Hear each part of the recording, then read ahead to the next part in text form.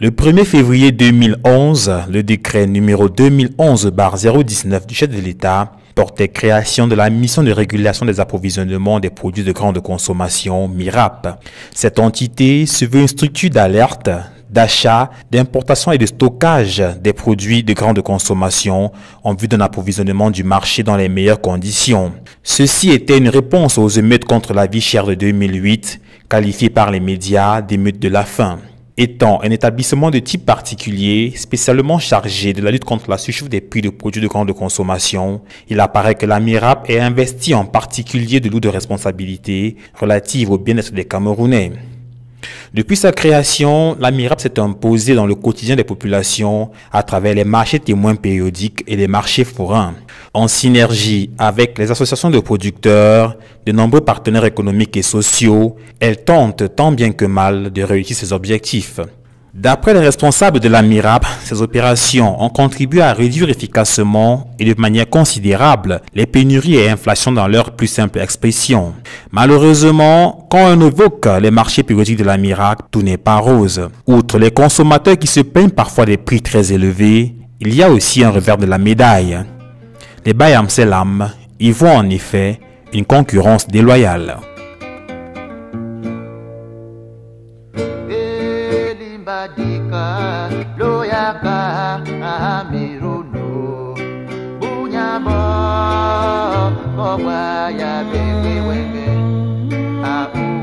Nous sommes au marché du Fundi à la veille des fêtes de Pâques. Alors qu'on s'attendrait à y rencontrer une effervescence sans pareille, grande est la surprise de voir un marché aéré, quasiment vide.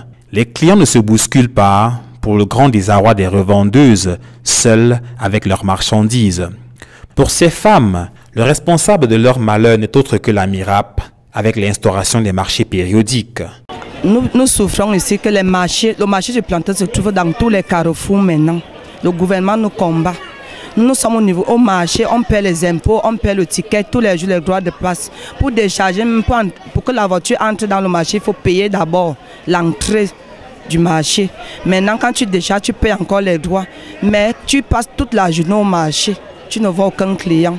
Mais il y a les clients, il y a le marché à l'Omisport, il y a le marché à Nkwaban, il y a le marché. Alors qu'avant, les marchés périodiques se trouvaient dans les villages.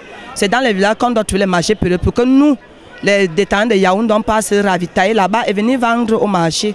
Ces marchés périodiques se tiennent chaque fin du mois, coïncidant donc avec la période des salaires chez les fonctionnaires. Une situation qui, une fois de plus, n'arrange pas les affaires des commerçantes. C'est à la fin du mois que nous on attend ces clients, ces fonctionnaires qui touchent quand même un peu de sous. Parce que durant tout le mois, on souffre. Le client a 1500, il a 1000 francs. Le plantain pourri, comme vous voyez là. Mais à la fin du mois que nous on peut avoir quelque chose, ça devient qu'il y a les marchés partout. Et on se retrouve avec les dettes, on nous malmène dans les commissariats. Comme si on mangeait de l'argent alors qu'on a les enfants à nourrir, on a le loyer à payer, on ne s'en sort pas. L'activité de Bayam Selam repose sur le fait qu'elles servent de relais entre les producteurs et les consommateurs. Ce sont en effet elles qui se rendent régulièrement dans l'arrière-pays afin d'acheter les denrées qu'elles reviennent par la suite mettre à disposition des clients dans les grandes métropoles. La MIRAP ayant justement pour but de réduire les prix des denrées sur les marchés, elle adopte comme stratégie de rapprocher les producteurs des clients, supprimant ainsi le rôle des Bayam Selam.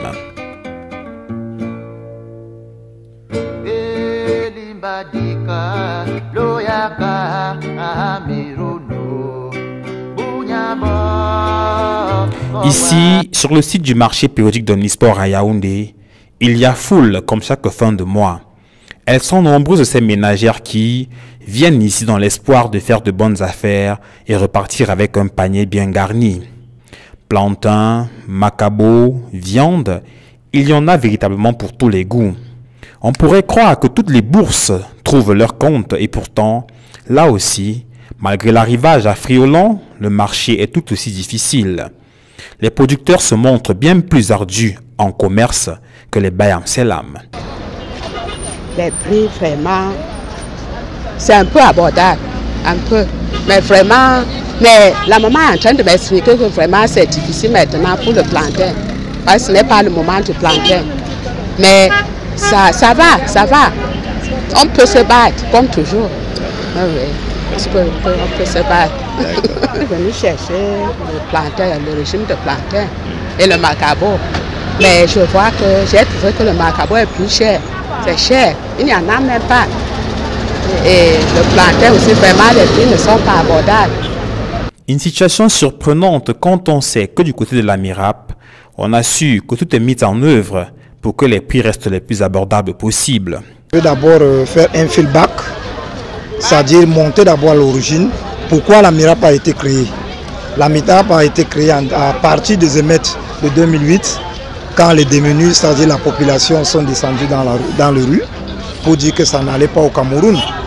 C'est à partir de l'instant là que le président de la République a pris l'initiative avec les autres membres du gouvernement pour mettre sur pied cette structure.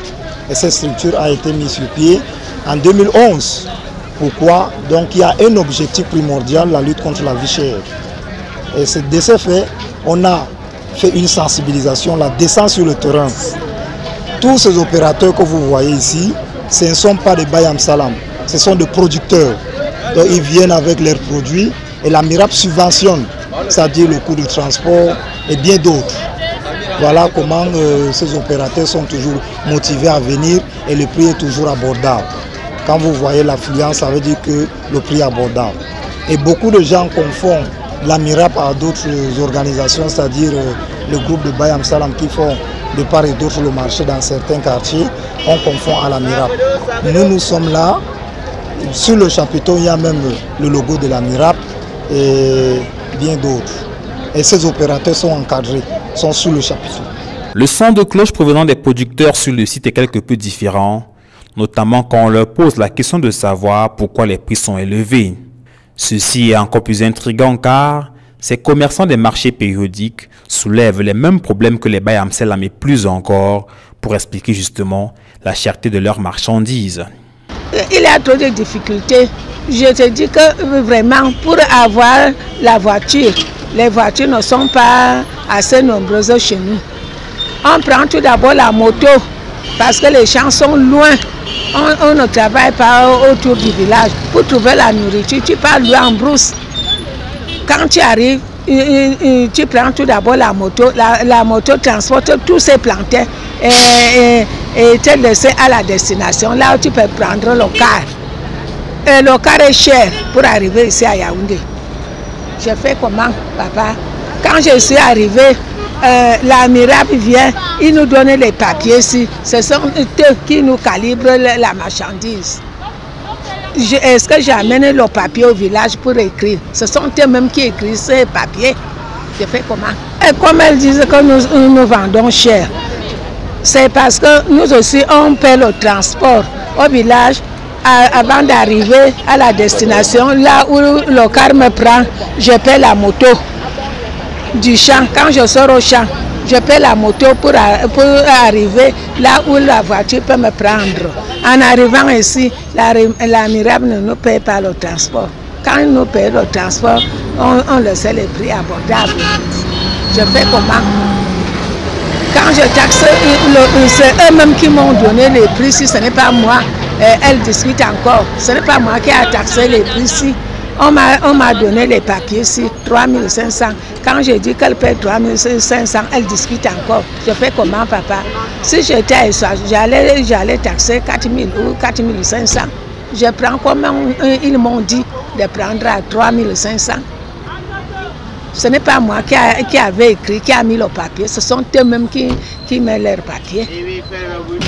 Quand la femme se plaint, si je vois que je peux enlever, j'enlève. Si je vois que le plantain est bien mieux comme celui-ci, est-ce que je peux encore enlever 500 ici pour qu'elle me donne 3000? Elle-même voit que le plantain est bien mûr et bien même.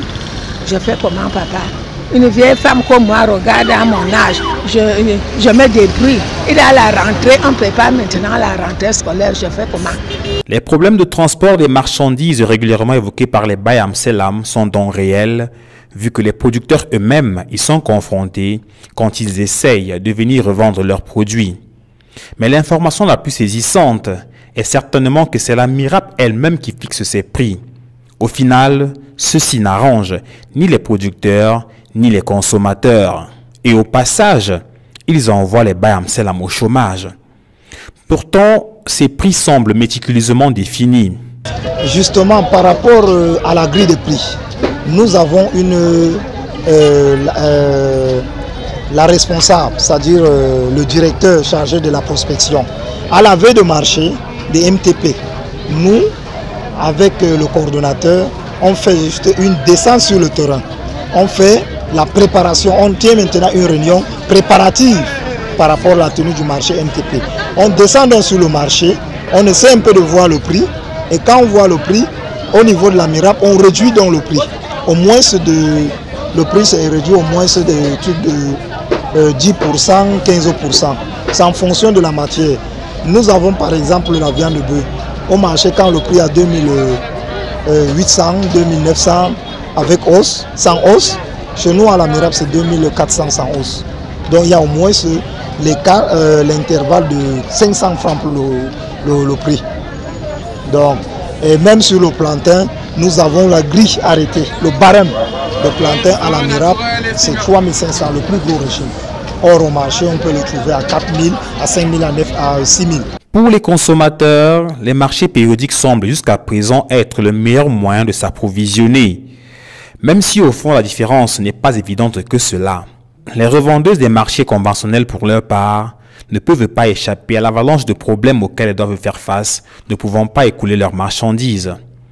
Parmi les plus touchées, les revendeuses de plantain sont aussi les plus en colère. Parce que je pars en route, je viens avec le plantain comme ça, je n'arrive pas à vendre parce qu'il y a les autres en route. Nous sommes ici là-dedans. Et ils prennent le plantain ici pour aller liquider en route. Nous on va vendre avec les qui ici. Les gens n'entrent pas en route, dedans. Ils sont là en route. Nous on pourrit ici. C'est comme ça chaque jour qu'on nous emmène là-bas au poste de police. Chaque jour on doit aux femmes qui viennent nous livrer le plantain. On va vivre comment, mon frère? Confirme pas, papa. Quand on jette, on balance les choses là, on jette. Il y a qu'on liquide même ceux qui sont en route là et ils viennent prendre à 1000 francs pour aller liquider là-bas. On va faire comment? Nous, on ne peut pas sortir là-bas, on n'a pas les places là-bas en route. Il y a les gens, ici là, même le chef de pôle là donne les places en route aux gens. Il prend l'argent là-bas. Nous, on souffre ici là, dedans. Même le chef de pôle là, il donne les places en route. Nous, on souffre ici dedans, nous les Bayams. Comme je vous dis là, on les paye, on vient avec la voiture, on les paye. Une succession de faits qui amène ces femmes à penser que le gouvernement camerounais a purement et simplement décidé de les sacrifier sans aucune forme de procès. Pourtant, ces femmes sont encore aujourd'hui considérées comme les mamelles nourricières du Cameroun. Premières à se lever et dernières à se coucher, elles assuraient jusqu'ici l'approvisionnement en vivres des grandes villes du Cameroun, bravant toutes les difficultés possibles. À présent, elles sont condamnées à voir leurs marchandises pourries, faute de clients, quand elles ne finissent pas en prison. Il y a les gens qui viennent me livrer le plantain. Si tu me livres le plantain à 3 000, quand ça bonde comme ça, les gens n'entrent pas, je veux vendre à 1500. Tu m'amènes au pot de police chaque jour. Tu dis comment je suis malhonnête. Je ne parviens pas, mon fils, ça pourrit. Ça pourrit. Il n'y a pas les clients n'entrent pas, c'est pour cela que ça pourrit. On ne refuse pas l'argent. Mieux que je revends à 3 000 comme tu m'as livré, que de perdre. Il faut voir comment on nous trimballe dans les commissariats à cause des dettes de plantain. Est-ce que tu as 5 enfants à nourrir à Yaoundé? Ils vont à l'école. Tu peux manger l'argent de la personne qui te dit la marchandise pour que dans les années à venir, tu vas vivre comment? Tu peux avoir cette volonté de le faire par rapport à quoi? Si tu manges 100 000, parfois on te réclame 100 000. On te trimballe au commissariat, on te met en cellule pendant 1 semaine. Moi, on m'avait mis en cellule, j'étais enceinte de 6 mois. On m'a mis... La première fois qu'on m'a arrêté, on m'a amené à la DRPJ. On m'a fait passer 4 jours là-bas. Puis une histoire de 200 000. Que j'avais pour la marchandise de 1 200 000. J'ai payé 1 million. La marchandise a pourri. Il y avait les preuves. Après 4 jours, on m'a amené au commissariat central. Au commissariat central, dans la cellule, on m'a mis dans les cacas où les gens viennent déposer les déchets. On m'a fait dormir là 3 jours. C'est le 4e jour qu'on m'a amené au parquet. C'est au parquet qu'on me libère sous caution. J'ai les petits-enfants. Je suis leur père, je suis leur mère. Tu sors le matin pour venir manger 100 000 ou 200 000. Est-ce que c'est normal? Est-ce que la vie de ces enfants vaut 100 000 ou 200 000? L'école, ça va s'arrêter à 200 000. Ce sont les difficultés qu'on trouve au niveau du marché. Et ça, c'est une denrée périssable. Qu'en 3 jours, tu dois épuiser le stock. Mais tu te retrouves avec un plantain que tu as déchargé lundi jusqu'à l'autre lundi. Donc tu fais 2 semaines avec la même marchandise. Vous voyez comment c'est noir partout. Le plantain, quand tu arrives à 2500, 3000, tu te retrouves en train de vendre ça à 1000 francs, 500, le régime. Que vas-tu faire? Tu as 100, tu as 200, 150 régimes qui ont pourri. Même si tu as vendu les autres à 3500, 4000, tu peux encore t'en sortir. Regardez la fin du mois, un vendredi saint. Où sont les clients au marché? Mais à l'Omisport, c'est nuit et jour. C'est nuit et jour. Aller changer en van, c'est pareil. En Kwabang, c'est pareil. Mendong, pareil. Acacia, pareil. Non, on doit faire comment? Bon, si c'est là-bas qu'il y a dans le marché, nous allons porter pour non pas tous vendre là-bas. Et là-bas, Awara ne poursuit pas. Awara n'arrache pas la marchandise des gens. Mais nous sommes au marché, Awara poursuit les gens qui se battent au marché, au sein du marché. Nous ne sommes pas hors du sein du marché. Une réalité bien triste pour ces femmes. Si les consommateurs ont afflué vers les marchés périodiques, c'est aussi parce que les Bayam Selam ont quelquefois été accusés d'accélérer la maturation de leurs produits en usant de substances chimiques. Dans le cas du plantain par exemple, une vague de frayeur avait secoué l'opinion publique à la suite de la découverte de l'utilisation des teufons ou de formol pour le faire mûrir plus rapidement. Face à ces accusations, les revendeuses sont une fois encore montées au créneau. Nous avons les mêmes brousses, les mêmes planteurs. Ces gens-là sont des planteurs, certaines sont des planteurs, certaines femmes là-bas sont des planteurs. Donc, c'est chez eux qu'on peut souvent acheter ces planteurs au niveau du village. Donc, si c'est la mauvaise qualité, c'est eux qui nous donnent cette mauvaise qualité. À Yaoundé, il n'y a pas de champ de plantains. Et ça, c'est pour salir notre marché. Nos plantains sont très bons. Regardez vous-même le plantain. Qu'est-ce qui n'est pas bon sur ça? Ils ont commencé que nous on mettait le formol sur le plantain. On peut manger le formol jusqu'à vivre. Parce que pour faire ces marchés périodiques, on a fait la publicité dans les médias qu'on met le formol. Les mêmes plantains que nous-mêmes nous mangeons. Il y a les jours que mes enfants mangent le plantain frit tous les jours. Parce qu'il n'y a rien à manger. Vérité. Avant, on mettait Excel et maths que les gens qui cultivaient l'ananas utilisent. Vous comprenez? On met ça sur l'ananas. Pourquoi on consomme donc l'ananas? L'ananas qu'on ne met pas au feu. On épluche, on mange. Bon, ils ont dit que ce n'était pas bien pour la santé, puisque nous-mêmes nous mangeons les mêmes plantains. On ne fait plus ça. Maintenant, parce que quand on vient avec le plantain, surtout quand il fait froid, le plantain ne mûrit pas facilement. Oui, au restaurant, on n'utilise que le plantain mûr. On a les plastiques, s'ils veulent, on fait ça devant eux. On emballe le plantain dans les plastiques et les bâches. Ça fait 2 jours. On va ouvrir ça, ça serait mieux. Qui font aussi cette expérience, ils vont le voir. Tu prends les plantains bien à maturité, tu emballes. 2 jours, ça va mûrir. Il y a ceux qui viennent même naturellement de la brousse, déjà tout mûr. Quand le plantain est à maturité, ça doit mûrir. Regardez, on a déjà tout ça dans la nuit. Mais tu vas arriver, on va dire qu'on a mis les remèdes, quel remède? Alors que ça fait 2 jours, jusqu'à hier que le marché était vide. Il n'y avait pas d'arrivage.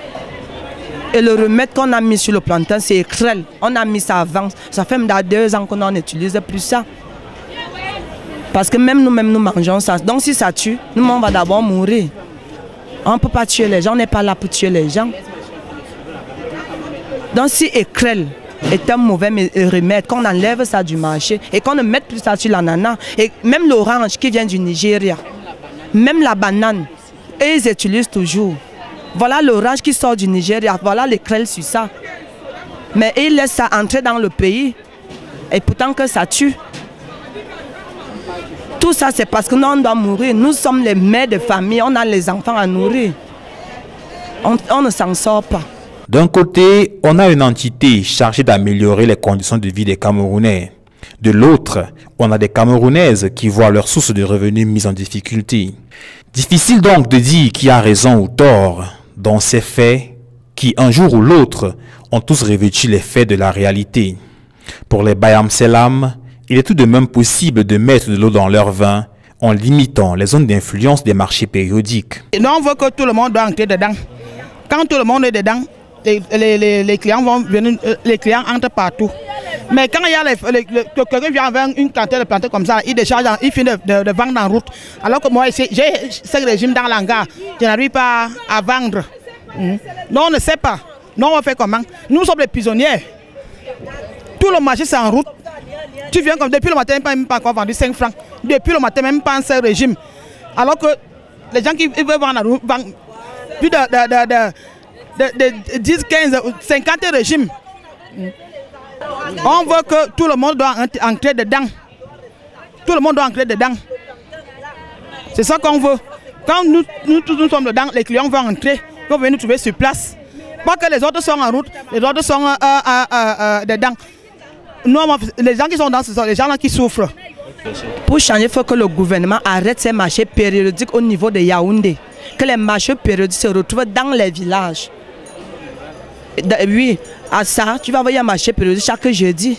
Nous, ici, on quitte Yaoundé pour aller se ravitailler et il y a Mbangassine, il y a partout. Que ça soit comme ça également dans tous ces villages où ces dames quittent. Parce qu'elles viennent de l'Est, d'autres sortent de l'Est, d'autres sortent d'Akonolinga, un peu de partout. Il faut que ça, et on les ouvre les marchés périodiques là-bas, à ce niveau, dans leurs villages respectifs. Quand on nous laisse aussi ici à Yaoundé, c'est nous qui devons détailler le plantain ici. S'il est clair que les marchés périodiques ont apporté une bouffée d'air au panier de la ménagère, on ne peut également nier le fait que la politique des prix les plus bas, prônée à l'origine, est quelque peu biaisée par des brebis galeuses. On ne peut aussi éluder le fait que les Bayam Selam représentent une importante part des femmes actives au Cameroun.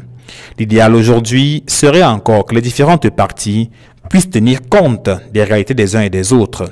Pourquoi ne pas envisager une assise entre les différentes entités afin de trouver pour elles le moyen de coexister? Cela ne fait aucun doute. Le Cameroun a besoin des uns comme des autres.